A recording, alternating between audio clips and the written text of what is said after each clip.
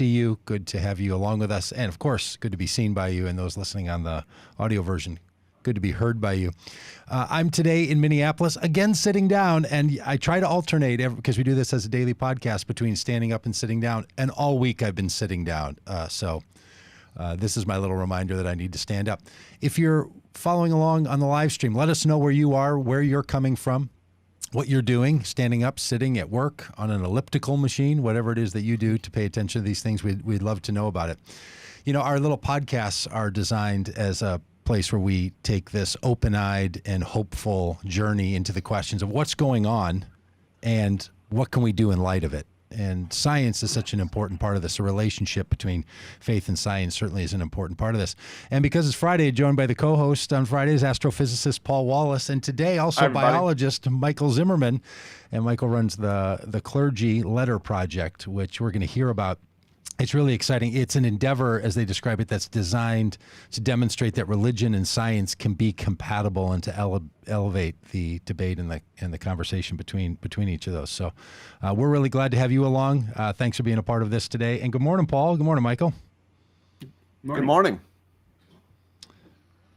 Paul, your great idea was to invite Michael onto this podcast. I'm so glad you did. Tell us why that is. Why are you so excited to have Paul along with us today? Well, I first learned of Michael's existence about 10 years ago when I started to write online about science and religion kind of stuff. And he came just online is where I discovered him. And he is the, like I said, the director of the Clergy Letter Project. He's based in Olympia, Washington. And what this project does is seeks signatures of clergy, not just Christian clergy, but from across the religious spectrum, who support science, who are pro-science, who believe that science is the best way to explore the biophysical world, that science has something to say to us that's real and therefore is very important for people of all faiths to learn from and to know something about. And just this morning, I've only been clergy for about a year and a half now, and just this morning I put my name on that list. I joined the Clergy Letter Project myself. And I encourage all clergy who are following today to do the same. But before I start talking too much, I would like to have Michael Zimmerman tell us about the project and about his experience with it, what he's learned from it. Just give us a quick rundown of what you've been working on, Michael. Well, thanks very much, Paul and Doug. It's good to be with you today. You've provided a very nice introduction. The Clergy Letter Project is an opportunity for scientists and clergy to come together to demonstrate that science and religion can indeed be compatible, that there's nothing about science that is inherently anti-religious, that science is an interesting way of understanding the world. It teaches us a great deal about the world, and what it teaches us is not at odds necessarily with what religion teaches us. The Clergy Letter Project, when it began, was focused on teaching of evolution, because one of the main places where science and religion seems to be in conflict in the minds of many, not necessarily religious leaders, but in the minds of many people and in the minds of many school boards, is the teaching of evolution. So the Clergy Letter Project itself, the letter itself rather, began as a Christian clergy letter with thousands of Christian clergy members saying that they encourage school boards to teach evolution.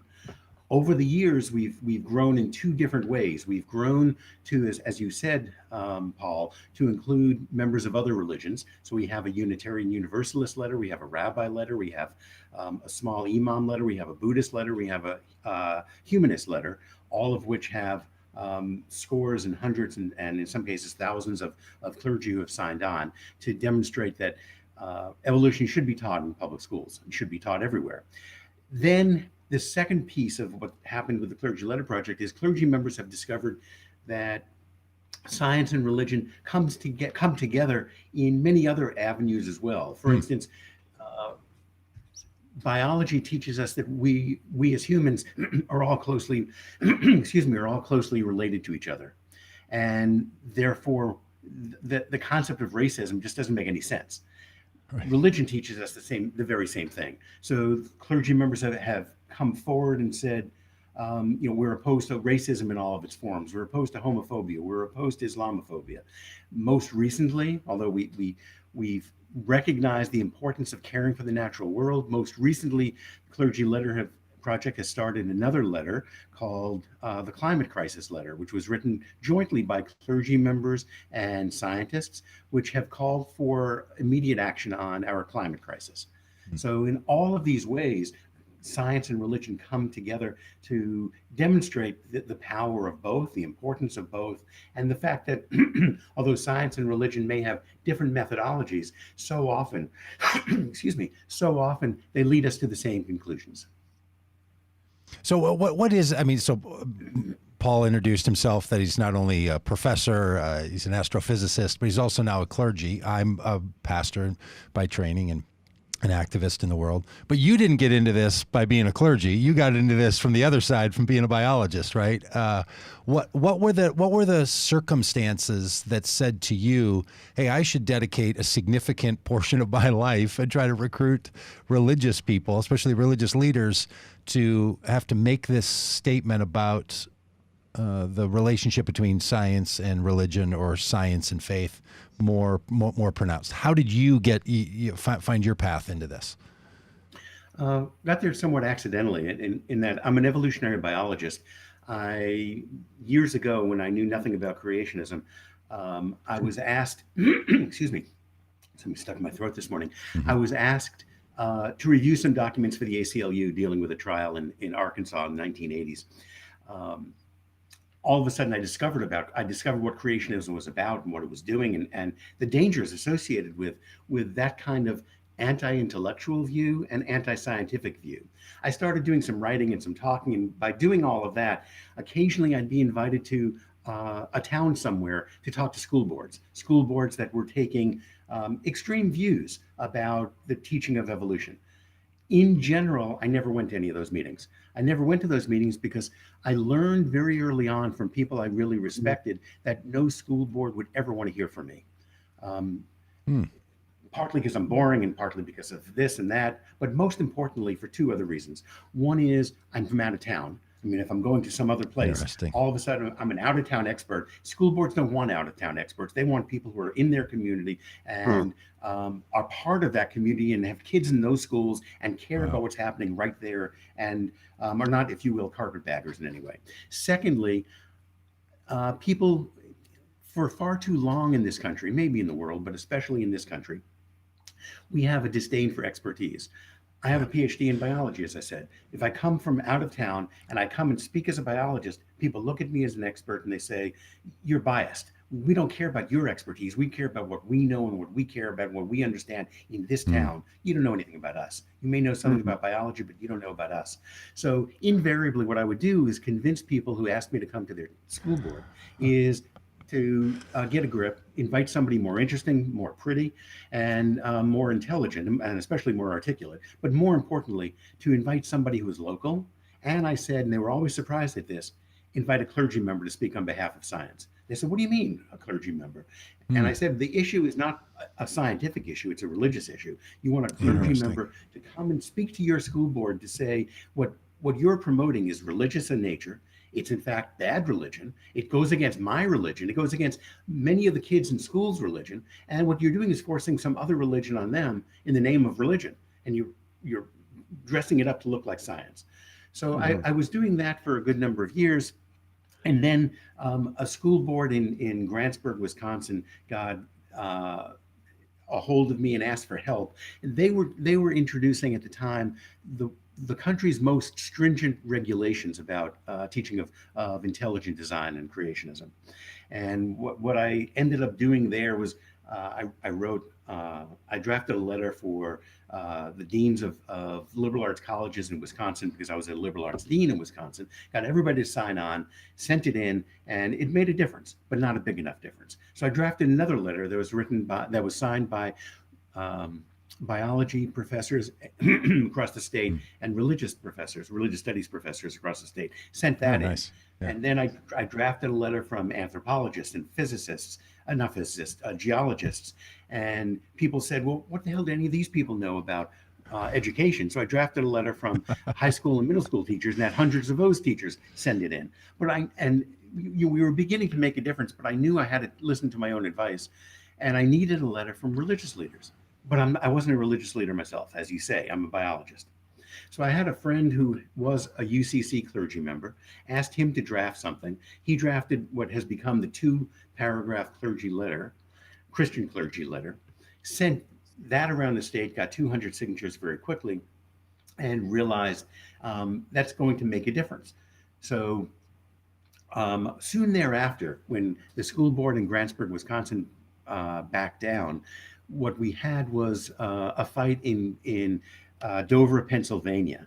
And I realized, well, I'm in Wisconsin at the time, and Dover, Pennsylvania is someplace else. But this letter that we had written, which said we really want evolution to be taught in public schools, was perfect for Dover. So I decided to gather 200 signatures from every state in the country to get 10,000 signatures of clergy members. And we did that, and we began to get much more attention. When I hit 10,000 clergy members, I knew the press would really care, because 10,000 clergy members from across the United States saying that the school board was wrong, that religion and science could make a difference, was going to have a big impact. I couldn't get any newspaper to care. The idea of compatibility, we're not fighting, wasn't news. So at that point, I had a choice. I could do one of two things. I could just let the whole thing go, or I could declare a national holiday and decide that the Sunday closest to Darwin's birth was going to be called Evolution Sunday. And I asked these clergy members who signed on to do something to promote the compatibility of religion and science. And amazingly, on relatively short notice, we had hundreds of clergy members from around the world participate in the first Evolution Sunday. And we started getting news reports. They weren't big reports, but at least people began to hear about the compatibility of science and religion. And from that, we grew more or less exponentially. We had to change from Evolution Sunday to Evolution Weekend because religious leaders of other traditions, Jews and Muslims, wanted to participate, and they didn't do it on Sunday alone. That's when we expanded from a Christian clergy letter to all of these other clergy letters. And soon thereafter, we began to expand from just the teaching of evolution, which I shouldn't say just because it's so central to biology, which is therefore so central to science. And what this is all about isn't just about evolution and isn't just about biology, but it's about the very nature of science itself. Yeah, and I think that's super important part of this, right? It has felt like the science-faith debate feels to me like it's about two things: identity and authority, and the role that those two play in each other, right? And there was a sense where clergy, especially Christian clergy in this country, but around the world, felt that they had a past, that they had more authority than other people to speak on matters of life and experience. And so people were very deferential to clergy. In fact, clergy had a lot of privilege in our society.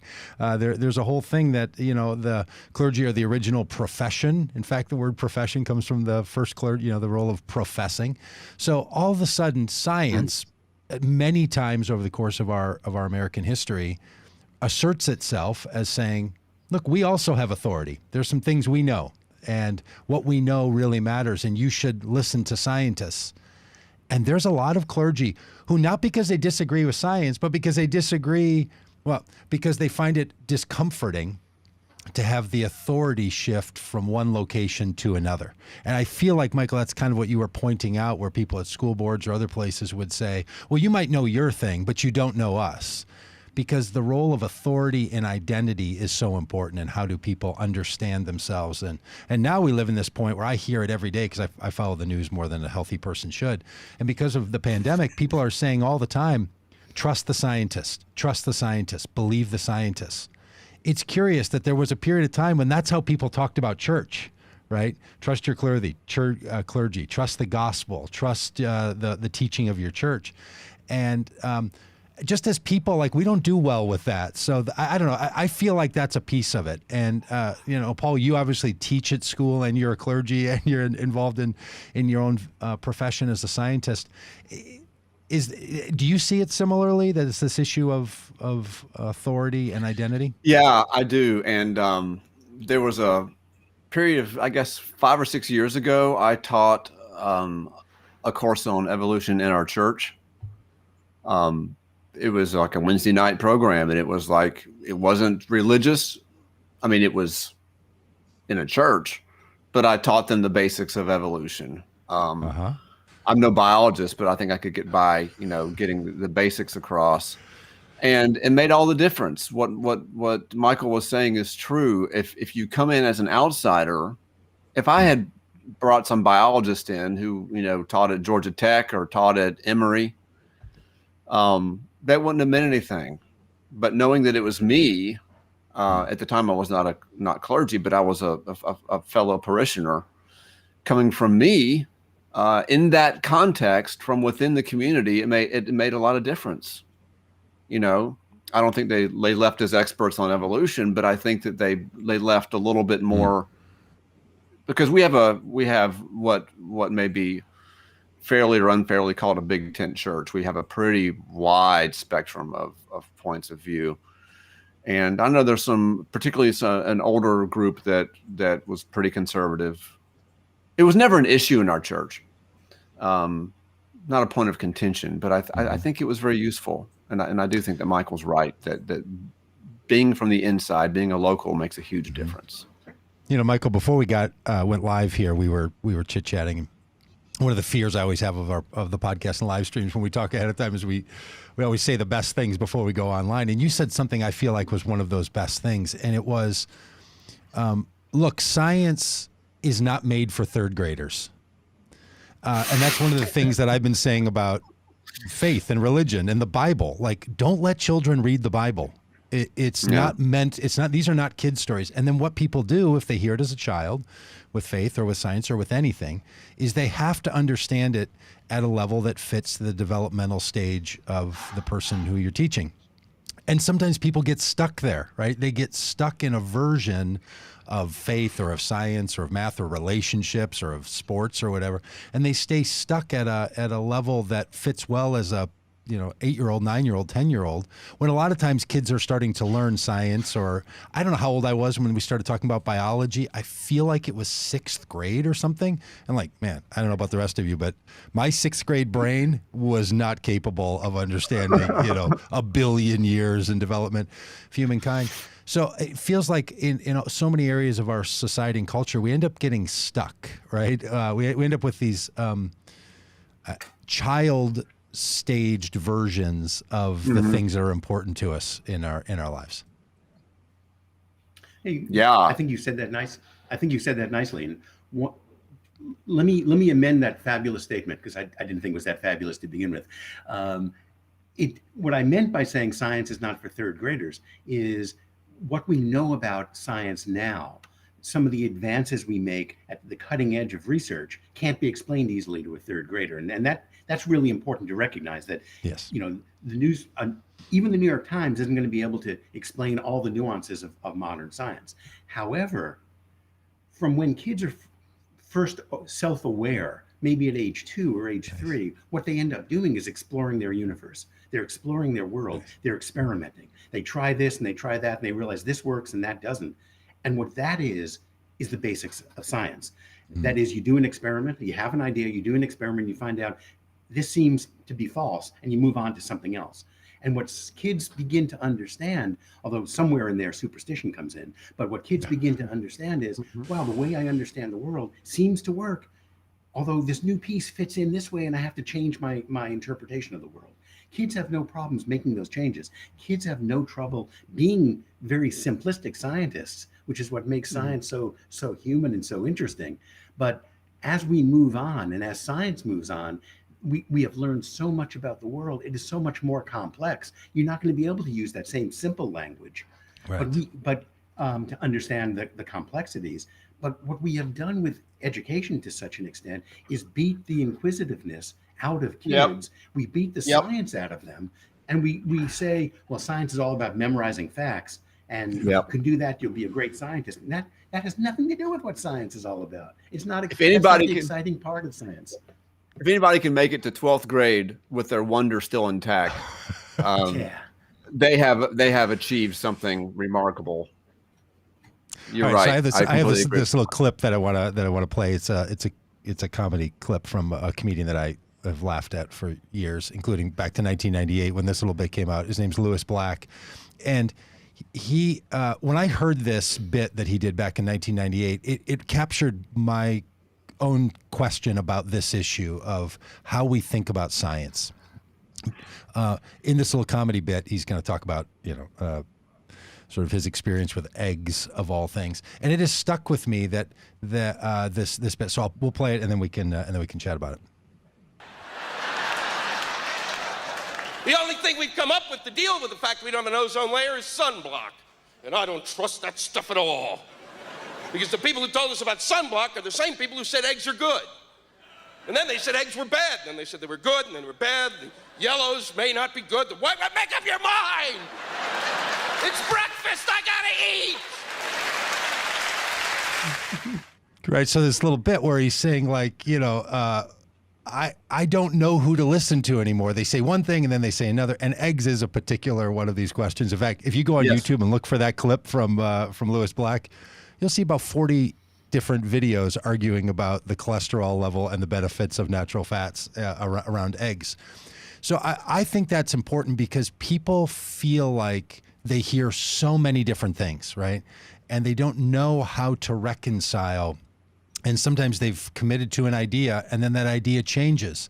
So it's not just faith in science and it's not just the age you get into it.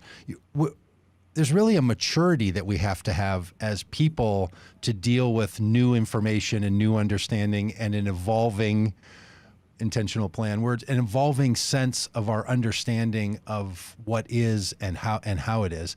And that in and of itself is comedic, right? I mean, I think Lewis Black is pulling out the fact that it feels absurd and then it's hilarious and people just want to eat breakfast. But I think that's getting at this notion that we struggle with the sense that some things should be understood long-term and kind of permanently and other things should be changing. And it doesn't feel like we do a very good job sometimes in our society of helping all of us know how to do that very well. I tell my students that, I told them this, my astronomy students back until about, I guess, 5 to 10 years ago. I told them that we know a lot more. For example, we know how fast the galaxy rotates, right? It takes 250 million years for it to rotate once. Okay, which is this crazy thing that we can know. It's completely bonkers that we can know that. But we didn't know until very recently where the moon came from. That's nice. Yeah. The point being that science progresses not in this uniform kind of monolithic way across all subjects, but some subjects which seem pretty simple, should seem pretty simple, are actually really tricky. Cholesterol and eggs, whatever. And some things that you can't believe we would ever possibly have any knowledge of, we've known for centuries. So it's not one uniform thing. Well, and Paul, it seems to me to some extent it gets back to what you said before about awe. I mean, there are so many things in this world we don't know, and what science, religious leaders, sometimes fiction writers, artists are looking for is a way into understanding the world around us. And we have different ways of understanding and different ways of knowing, and we don't know everything. If we knew everything, well, I don't think we will ever know everything. Yeah. What's so exciting about science is it proceeds by telling us what we don't know. It proceeds by falsifying ideas, not proving ideas. Yeah, right. So, exactly. Yeah. What's kind of amazing, you're an astrophysicist, you know this better than I, we understand very little about gravity. Everybody knows gravity, but we have no idea how it works. Yeah. And yet we don't go into public school and argue we can't teach the theory of gravity because we don't understand it. Nice. But we argue we can't teach the theory of evolution because we don't like it. We understand a ton and we know a ton about evolution, not everything, but a ton. But it's that that ability to learn more about the world that is so very exciting. Yep. And back to Lewis Black for a second, it's not really the scientists so often who are making these categorical statements about their work.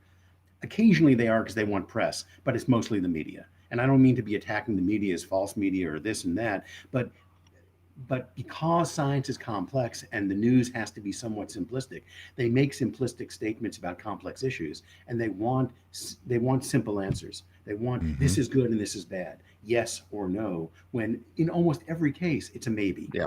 You know, and he could have said the same thing about red wine as Yes, opposed of course, to eggs, although then we would worry, why is he drinking lots of red wine for breakfast? That's a different issue. Yeah. So you made another statement there I think is really worth keying on, and that is that what science is doing is is telling us what's not true, right? And that's this whole scientific method, back to my 6th grade, if I remember right, with Mr. Bankston, and trying to say that, that you're going to make a hypothesis and then you're going to try to justify if that hypothesis proves out or not. And if it does, you didn't gain anything. This is how I remember it. If it doesn't prove out, in other words, if your hypothesis is wrong, that's the win. You want to prove that your hypothesis is not right. That's a different way of thinking about the world than most people approach their world, right? They want to approach their world as, there's a thing I know, I want to see if it's true. Oh, turns out it's true. Good. I'm done. There's something else going on here with science that it again feels like the scientists are doing a project. The rest of the people who are not in that are told, someone's trying to explain to them how to make sense of it. And it feels like there's different languages. And this is often the thing between religion and science, right? Is they're speaking different lexicons and using different ways of describing the world. But do you think that's a big piece of it, that people still don't fundamentally understand the scientific method and the role of hypothesis in the scientific method? Absolutely. I think that's absolutely a key to so many of our problems. In fact, for science to work, you have to be able to ask falsifiable questions. You have to be able to phrase what it is you want to learn in a way that you can actually do a reasonable test on. And without that, you have ideas, but you don't necessarily have science. It brings to mind a loose quote from Richard Feynman, said something like, a scientist must, in order to be a good scientist, must really bend over backwards trying to show that she's wrong. I mean, she's really got to work. I mean, the point of doing science is you've really got to hammer your idea from every possible direction. You've got to bend over backwards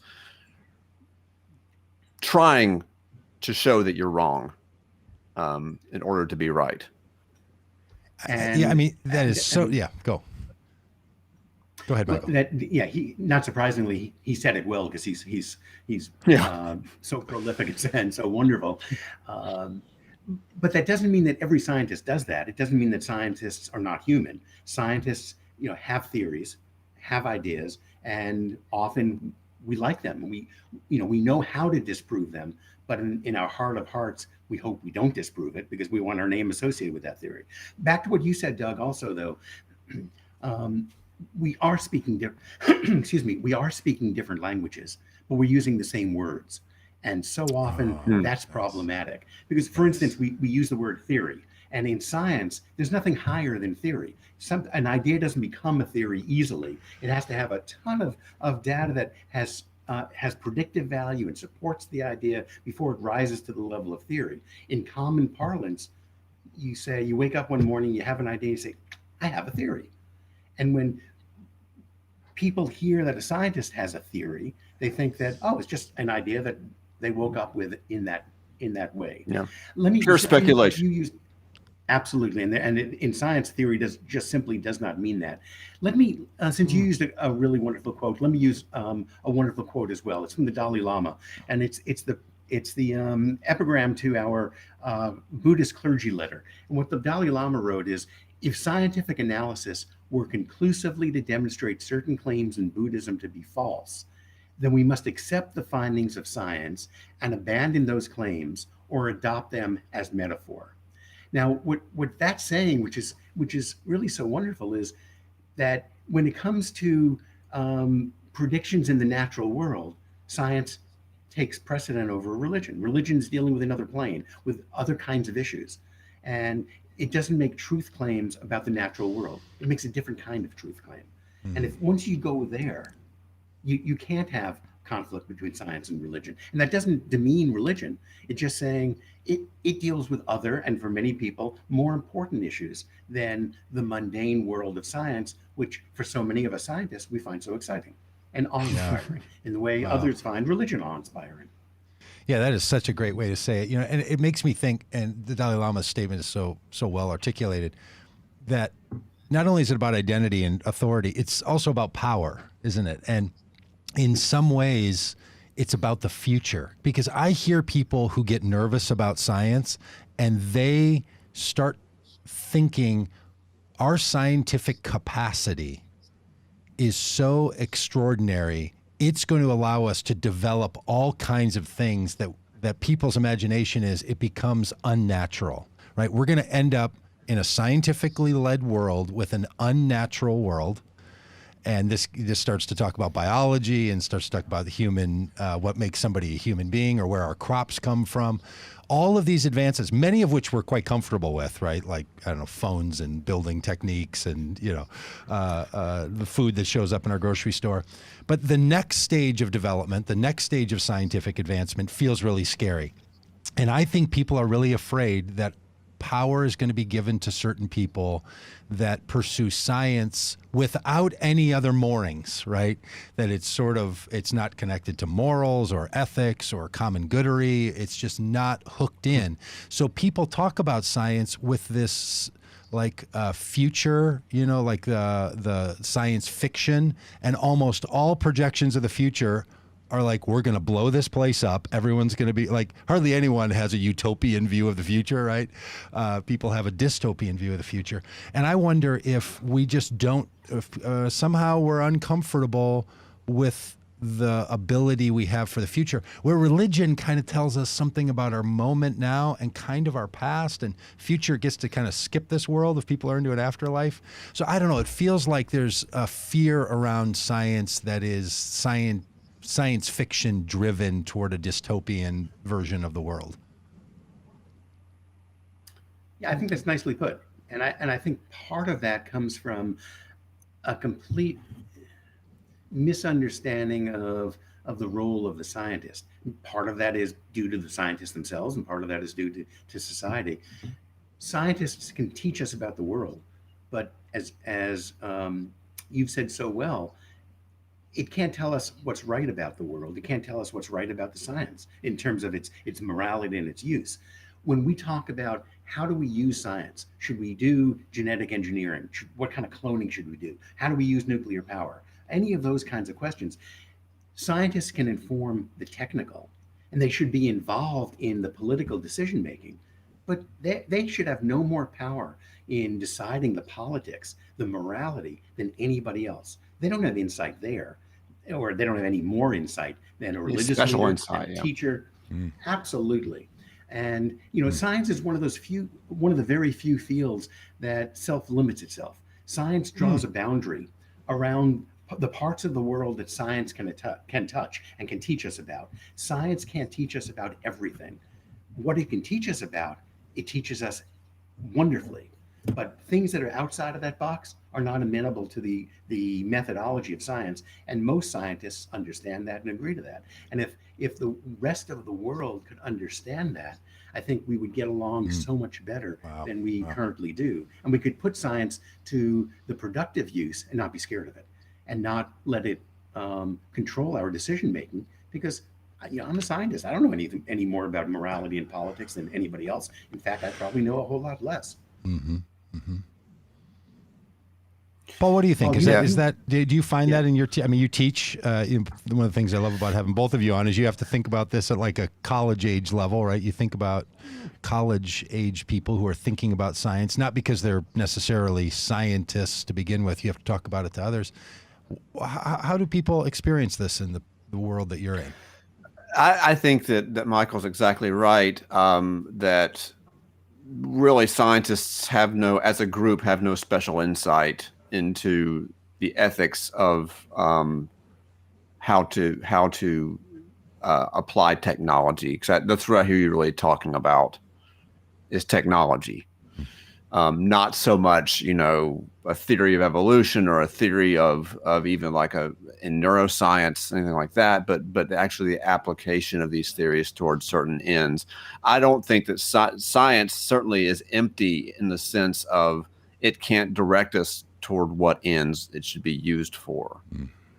There are people who seem to have written quite successful books aimed at convincing the world that science can do things like that. That science has the capacity to know what is good and what is not good. But I think ultimately that's a delusion. I think that's just a symptom of throwing religion away.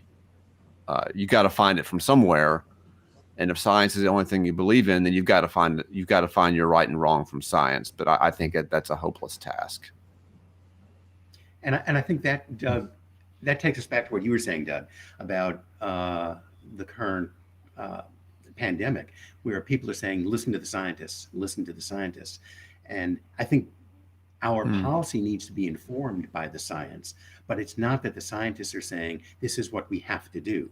Scientists, to the best of their ability, epidemiologists at least, to the best of their ability are saying, given what we know right now, and what we know a year from now may be slightly different, but given what we know right now, if we do this, this is likely to happen. If we do that, this is likely to happen. Here are the trade-offs. You need to make your choices. But when you listen to the science, you need to understand what those trade-offs are. We're not telling you that this trade-off is more important than that. We're telling you, here's what is likely to happen. Go forth, be fruitful, multiply, and make a good choice. I can't tell you what that choice is. I see that reference. Your average person is not comfortable with contingent and incomplete knowledge. But that's all that science gives us. At any given moment, it's contingent and it's incomplete. But what people want, like you said, Doug, was science says do this, and they want it to be the same today as it is next March. Yeah, and I don't know if go ahead. Let me jump in for a second. I apologize, Doug. But Paul, you're absolutely right. It's contingent and incomplete, but that doesn't mean it's useless. And that's right. We know more today than we did yesterday about almost everything, even though we still might know more tomorrow. And what some people hear when they hear contingent and incomplete is, why listen at all? Let's wait and not pay any attention until it's no longer contingent and it's complete. And it's never going to be that. Yes. So it's going to be better than it was. Right. Yeah, boy, I'll tell you that is, and then also people, there's a self-narrative. I say it. A lot of other people do. I'm not good at math. I'm not good at science. It's not really what I do. So but then they're confronted with it, right? I'm watching on my television last night a whole debate about Catholic bishops telling their parishioners not to take the Johnson & Johnson vaccine because of its origin, where they say it comes from, that has something to do with moral issues. And boy, here's this conflict back in place, right? And you can feel it in the reporting and how people respond to a story like that they're like, well, who am I going to listen to? The epidemiologist or the bishop? And why are they fighting about this and putting this out? And then you see numbers on a screen like, well, the Johnson & Johnson one is 72% effective and the Moderna one is 89% effective. And I don't know, I'm going to go with the 89%. And then you start asking yourself, and I've listened to countless, I've lost count of how many stories I've listened to from reporters trying to explain the difference between 89% and 72% and what that has to do with efficacy rates and how you use statistics to understand how effective a vaccine is. Like, there's a whole language set I don't know anything about, but I don't know. I look and I see 72%, that's worse. The bishops say no, I'm not taking the Johnson & Johnson one. Like, most people spend probably 4 minutes a week thinking about science stuff. So it gets really hard, doesn't it? That's optimistic. Is it? So, I mean, this is just hard, and that's why we want to talk about it here on this podcast every week, right? Because it is such a crucial part of, our project here is to try to see what's going on in the world, how we can engage in it, and how the common good can be our criteria for how we live. And boy, science is crucial to it. But like all the other big issues in our society and our life, it's hard. This thing we come to know, and what people often refer to as adulting, like the more you become an adult and the more things you know, you realize, okay, it's a little more complex than I thought it was. And I have to now move forward in the midst of a new level of complexity and understanding. And uncertainty. People don't like. Uncertainty is not popular. Yeah, absolutely. One of the things that's so interesting, and it comes to what you started your last, I'll be polite, your last rant about, Doug, was... Thank you. That's what I call it too, so thank you for fighting. The fact that we're not, so many of us are not embarrassed to publicly say, I'm innumerate. I can't do math. I don't need to do math. We would never say, I'm illiterate and be proud of it. Mm-hmm. And we draw a distinction between things scientific and things numerical and things just verbal. And we need to reach the level in basic education where it's just as important to be numerate as it is to be literate. Not to be a scientist, not to be a statistician, but to understand basic probabilities and things like that. Know how to read a graph, for example. Absolutely, yeah. And we are so far removed from that in society right now. Well, it's so funny you said that because I was looking at a graph the other day and I'm like, I don't think I know how to read a graph. I thought I did until I just feel more confused. So can you help a guy learn how to read a graph, everybody? I think that would be great. There's certain things to look out for. I mean, people create graphs that intentionally mislead over and over and over again in the popular press. Yeah.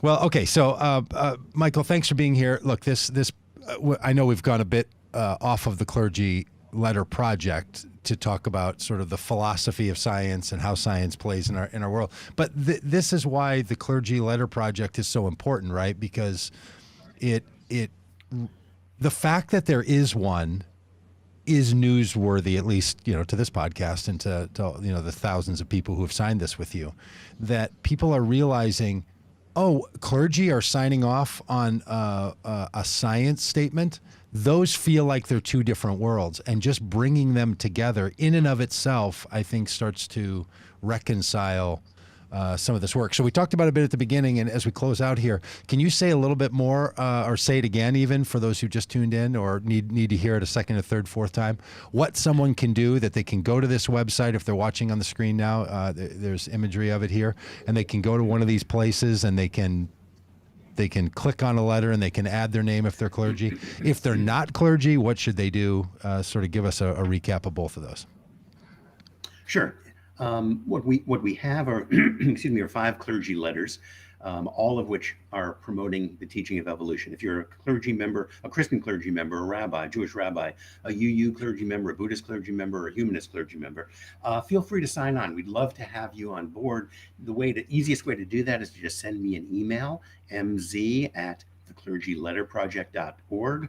mz@theclergyletterproject.org. Tell me how you'd like your signature block to appear, and we'll do that. We also, if you move down our navigation bar on the left, you'll see that we have the Climate Crisis Letter, which is a letter written by clergy and scientists demanding action right now on the climate crisis from both a scientific perspective and a religious perspective.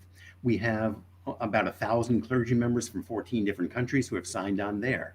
If you go even further down on our navigation bar at the very bottom, go back up. I had you go too far down, back to the left. How am I doing? Right there. There we go. Resources.